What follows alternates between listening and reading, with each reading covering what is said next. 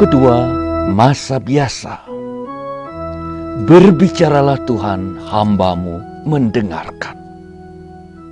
Selamat berjumpa Bapak Ibu saudara-saudariku yang terkasih. Bagaimana kabar Anda hari ini? Kabar baik tentunya, dan semua kita dalam keadaan sehat-sehat ya. Nah, setelah masa-masa khusus di bulan November, Desember, dan Januari ini, Advent, Natal, sampai Yesus dibaptis, dan Yesus bertumbuh bijaksana sebagai manusia Allah. Lalu Yesus mulai memanggil murid-muridnya. Minggu ini kita memasuki minggu biasa, dan kita mulai dengan minggu biasa yang kedua. Kita mulai dengan panggilan Samuel dalam bacaan pertama. Kisah Samuel yang menarik. Sejak kelahirannya, ibunya mempercayakan anak ini pada Imam Eli. Anak ini bertumbuh dan dibesarkan di lingkungan Bait Allah. Nah, suatu malam, sebuah suara memanggil namanya, Samuel, Samuel. Tentu saja dia pikir Imam Eli yang memanggilnya. Waktu itu Samuel belum kenal Tuhan dan juga belum pernah diperdengarkan suara Tuhan. Kemudian Eli katakan, "Pergi, tidur anakku. Bila ada lagi panggilan yang sama, engkau harus menjawabnya. Berbicaralah Tuhan, hamba-Mu mendengarkan."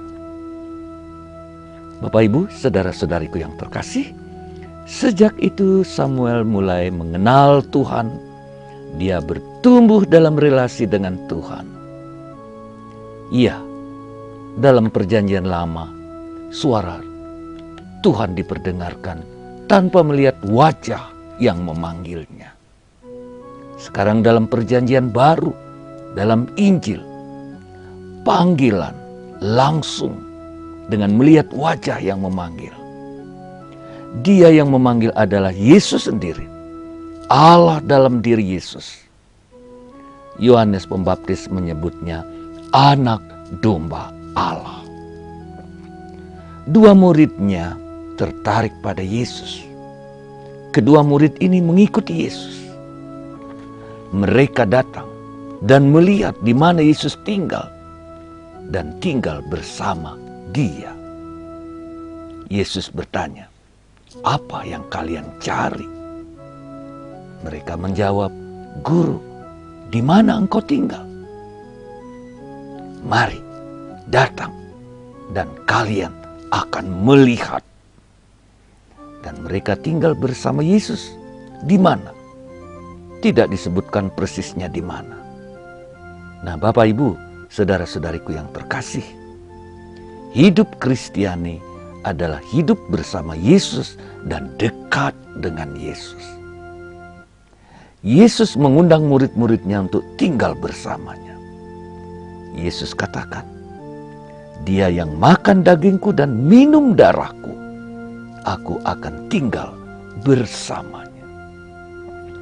Keikutsertaan kita dalam merayakan Ekaristi, inilah perjumpaan yang intim dan tinggal bersama Yesus. Setiap saat dalam hidup ini, kita bertanya seperti murid-murid Yohanes Pembaptis, "Guru, di mana engkau tinggal?" Tentu jawabannya akan tetap sama. Mari, dan kalian akan melihat.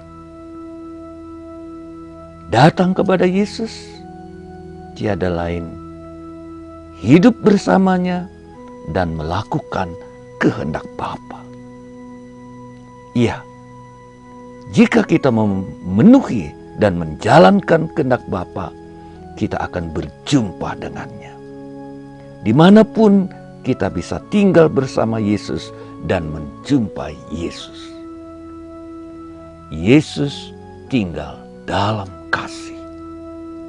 Jika kita hidup dalam kasih, kasih kepada Tuhan dan kasih kepada sesama, kita tinggal bersamanya dan Dia tinggal dalam diri kita. Tentu saja Bapak Ibu saudara-saudariku yang terkasih, doa membantu kita hidup dekat dengan Yesus, mendengarkan dan melaksanakan firman-Nya. Tentu doa saja tidak cukup, beriman saja tidak cukup.